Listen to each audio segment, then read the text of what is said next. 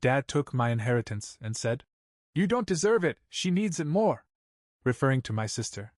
I said fine and left. 3 months later, he called me from a motel. I remember standing there, holding the folder with my mother's will still warm from the printer. The air in the living room was thick with quiet tension, like the pause before a thunderstorm breaks. My hands didn't shake. My voice didn't crack. But something inside me shifted so hard I felt the ground move. That was the moment I knew. After 32 years of playing the dependable one, the quiet one, the "you're a good son" pats on the back that never meant anything, I finally saw the truth of it all. I was never going to be enough for him. Not compared to her. Melissa, my younger sister by 5 years. The golden child. The single mom with a knack for turning her mistakes into everyone else's problem. The one with the parade of boyfriends who never stuck around, the credit card debt, the sudden need for a little help just this once. She was crying, of course. Sitting on the couch beside him, sniffling into a tissue, her eyeliner running in a way I'd seen too many times. And I knew it before he said it. Before his hand even moved toward her shoulder. "I'm giving her the house," Dad said. "The savings, too." I looked at the old family home. The scuffed wood floors I'd refinished after Mom passed. The plumbing I fixed myself when the basement flooded last winter. The bills I covered when Dad's pension started coming up short. "You've got a job," he added, as if that settled it. "You'll be fine." I didn't argue. I didn't raise my voice or fling the folder across the room. I just nodded once, calmly. Set the will down on the coffee table like it weighed nothing. And I left. I didn't take my coat. I didn't say goodbye. I walked out of that house and into the cold, and I didn't look back. I didn't cry. That surprised me, honestly. I thought I might. I thought the weight of it all, the betrayal, the years of trying, the countless rides to Dad's appointments, the late nights fixing leaky faucets while Melissa was out God knows where, would finally crack me. But nothing came. Just this quiet numbness, like my body knew there was no room left for grief. Just resolve. I crashed on a friend's couch that first night. Brandon, an old college buddy who barely asked questions. He just nodded when I showed up at his door with a backpack and a blank expression. "Long story?" he asked. "Too long," I said. For the first few weeks, I drifted. No plan. No home. No savings, really. What I tucked away over the years had mostly gone toward Dad's medical bills and Melissa's emergencies. I'd loaned them thousands, sometimes just handed it over without question. Rent. Groceries. A car battery once. I used to tell myself I was doing the right thing. The noble thing. But that night when Dad handed my mother's life's work to someone who had done nothing but crash and burn over and over, I realized nobility was just another word for being taken advantage of. So I started over. I picked up freelance work, copywriting, web design, delivery gigs. Anything that paid and kept me moving. Brandon's couch turned into a cot in his garage, and eventually, a tiny room above a sandwich shop that reeked of onions and oil. But it was mine. And I worked. God, I worked like I had something to prove. Melissa didn't call. Not once. Neither did Dad. I guess they figured I'd come around eventually. That I'd get over it. But I didn't. I used that betrayal like fuel. I woke up early. Stayed up late. Sent out pitches. Took extra shifts. Skipped meals to stretch rent. I wasn't just building a new life, I was dragging it, bleeding, out of the dirt. And for the first time in my adult life, I was doing it for me. Funny thing about starting from scratch, you learn fast who you really are. Not the person molded by family expectations or old guilt, but the core version of yourself. The one that's still standing when everything else is gone. I'd thought I was weak for walking away. That maybe I'd regret it. But I didn't. I started sleeping better. My skin cleared up. My thoughts stopped spinning. And though I didn't have much, no fancy car, no savings, no weekends off, I had a strange sense of peace. Until the phone call came. 3 months later. Middle of the night. Unknown number. I almost let it go to voicemail.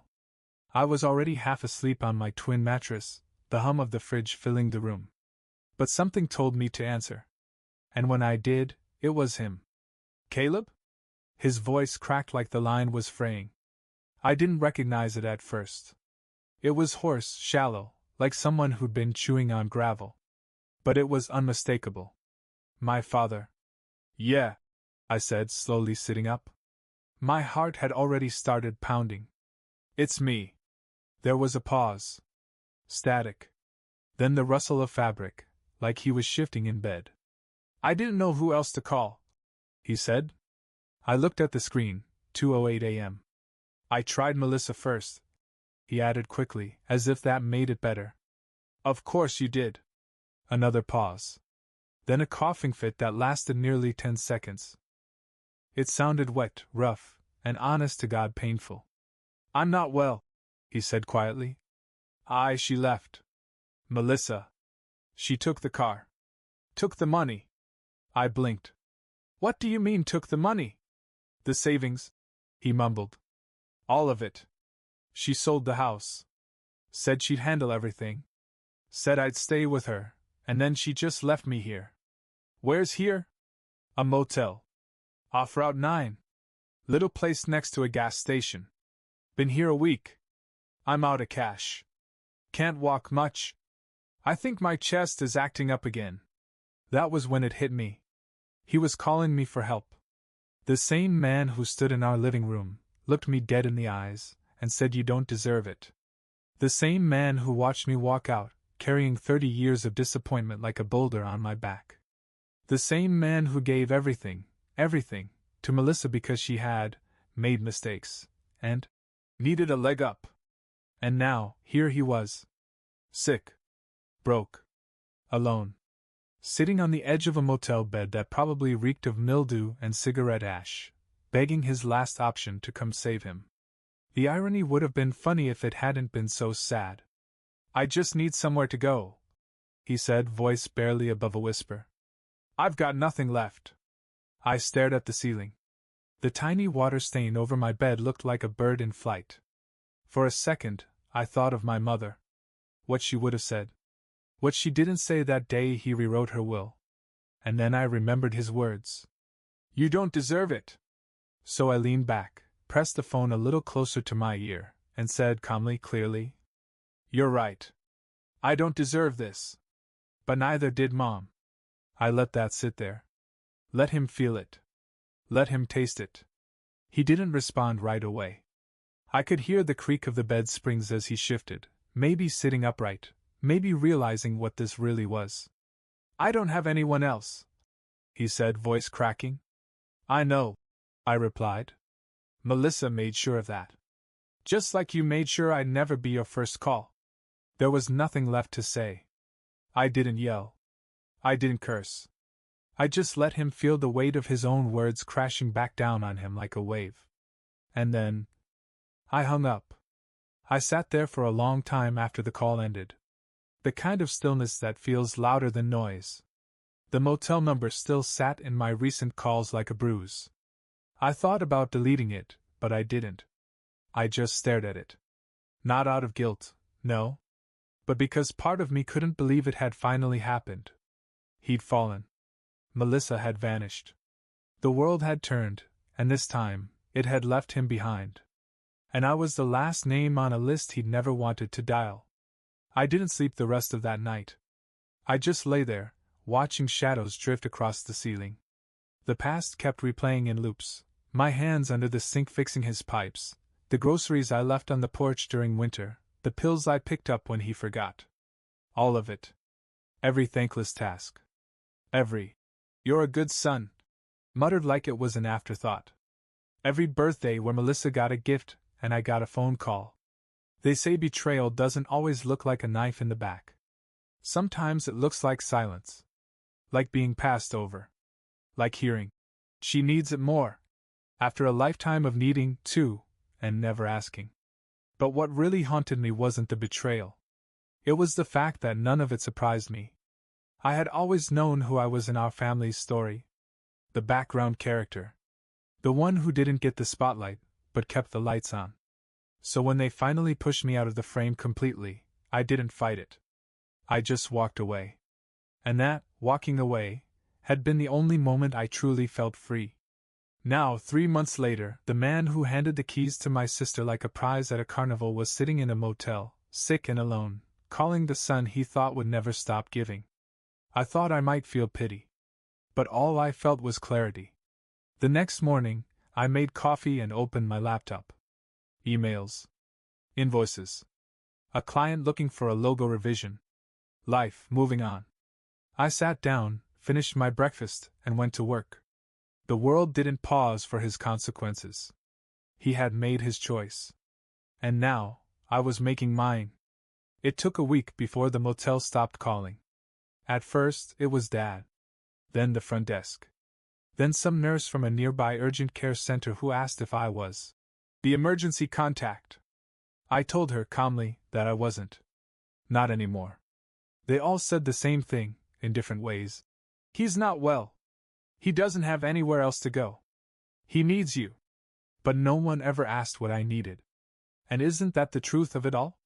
People like him, like Melissa, they take and take, always with some invisible promise that one day they'll see you. Appreciate you. Make it right. But that day never comes. They just keep reaching out, grabbing at you, trying to convince you that you're cruel for not handing over your last piece. He taught her how to do it. That realization came slowly, like a film lifting from my eyes. Melissa hadn't become this way overnight. She learned it, watched it. She grew up hearing his sighs of disappointment whenever I came home with an A instead of an A. She saw the way he'd shrug when I got promoted, but beam like a lighthouse when she got through a job interview. Even when she dropped out of college. Even when she got pregnant by a guy who ghosted her before the baby was born. She's struggling, he'd say. You're stronger. She just needs more help. But help became expectation. Expectation became entitlement. And somewhere in all that, I disappeared. I think that's what stung the most. Not the money. Not even the house. But the erasure. The way my hard work was invisible until it became convenient. But now I was writing a new script. The apartment above the sandwich shop wasn't much, but it was mine. The freelancing jobs were picking up. I'd landed a retainer client, a small startup in Denver, and they loved my work. I was saving. Slowly. Quietly. And for the first time in a long time, every dollar I earned stayed in my account. And every morning, I woke up without the weight of their needs on my shoulders. I didn't hate him. Not anymore. Hate takes energy. What I felt now was colder. Simpler. Like the door had finally closed and locked behind me. Whatever came next for him, he'd have to face it without me. A few weeks passed. The air turned crisp, leaves fell in heaps on the sidewalks outside my window, and I started noticing the things I'd forgotten to appreciate. Quiet mornings, strong coffee, the sound of my neighbor's dog barking at passing cars. Ordinary peace. That was new.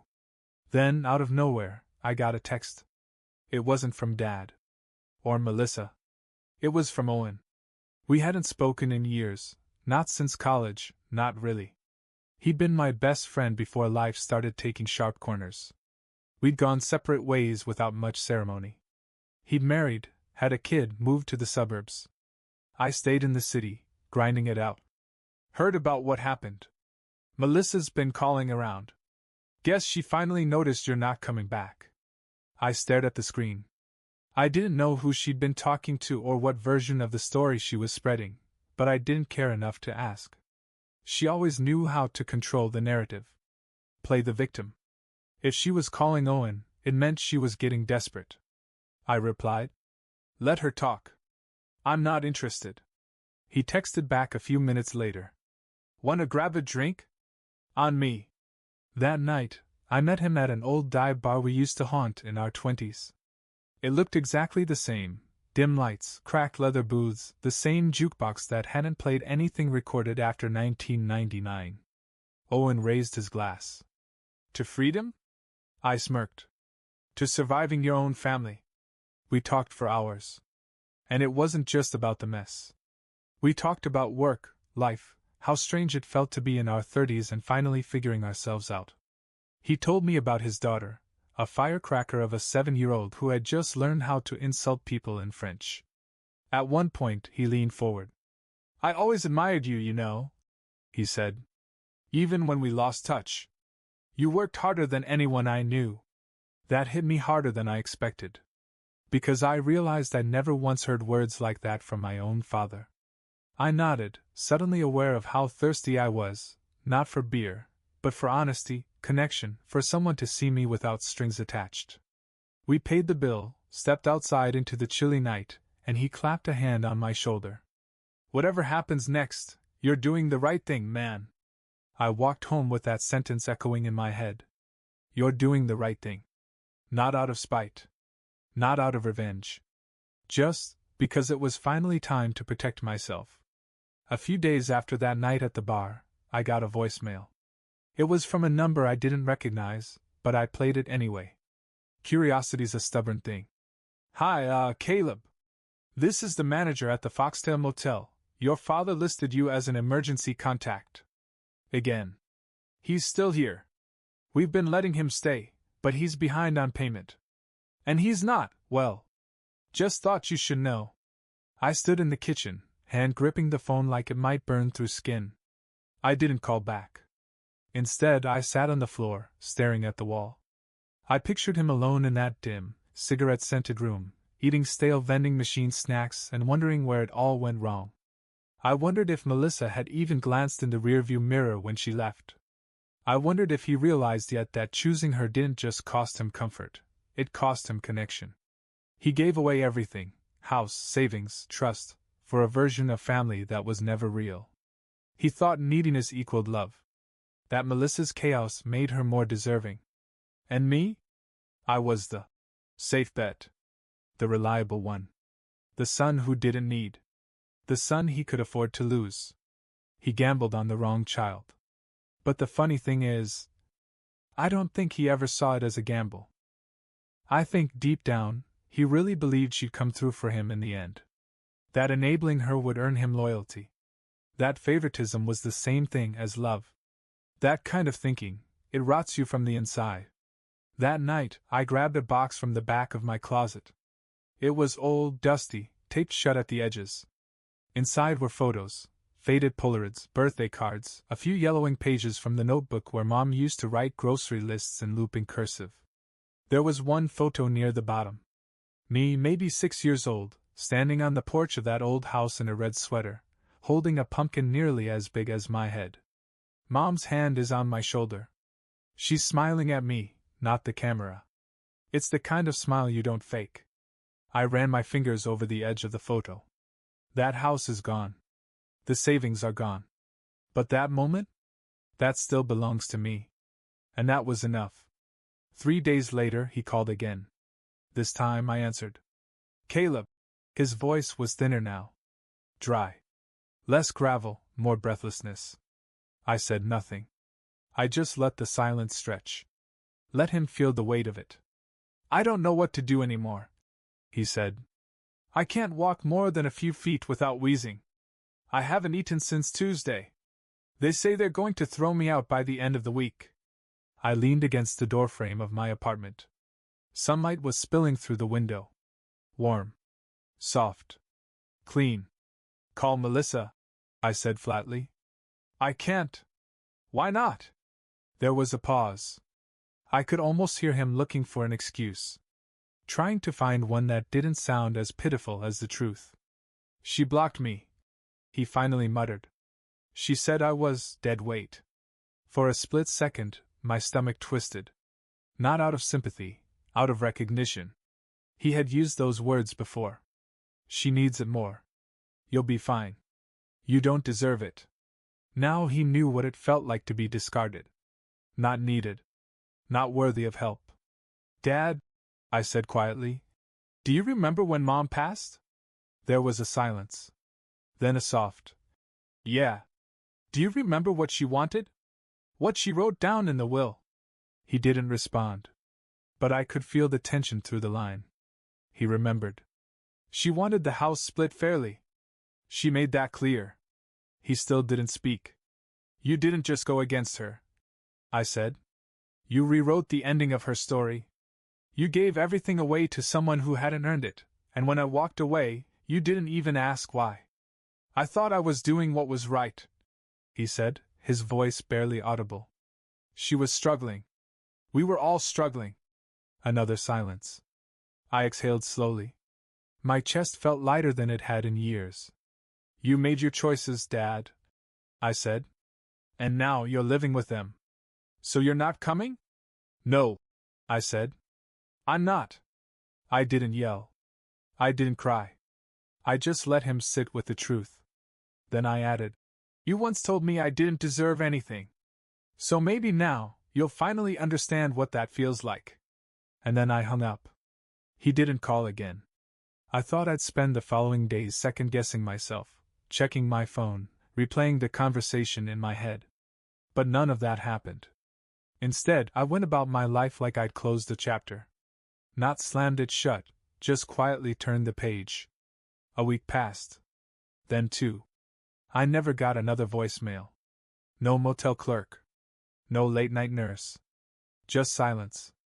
I heard through an old neighbor that Melissa had moved to Florida with a new boyfriend. She sold the house, drained the accounts, and left behind a trail of debts like breadcrumbs. Dad had trusted her to carry the family torch, and she used it to set the whole legacy on fire. There was something painfully poetic about that. I didn't celebrate it. I didn't cheer her downfall. But I also didn't feel sorry. What I felt was distance. It was like watching a movie I'd already seen, one where I knew every line, every betrayal, every excuse before it even came. Meanwhile, life was getting better in small, quiet ways. I'd found a rhythm with work. Picked up 2 more clients. Started saving for a down payment, not on a big house, just a little fixer-upper with a porch and enough space to breathe. I met someone too, a graphic designer named Elise who asked more questions than she answered and never made me feel like I had to earn her attention. Funny how things fall into place when you're no longer bleeding yourself dry to hold someone else's life together. One evening, Elise and I were cooking dinner, chopping vegetables while music played low in the background, and she asked me something simple. Do you ever miss them? I thought about it. Really thought about it. I missed the version of them I thought they were, I said. But not who they turned out to be. She nodded. Said nothing. Just passed me the cutting board. And in that moment I realized. I wasn't angry anymore. I wasn't waiting for an apology. I wasn't holding my breath. I was just living. A month later, I got a letter. No return address. Just my name, written in my father's uneven handwriting. Inside was a single sheet of motel stationery. I was wrong. I see it now. I don't expect you to forgive me, but I wanted you to know. You were the only one who ever stayed until I pushed you away. No signature. Just that. I folded the letter, set it down, and stared at it for a while.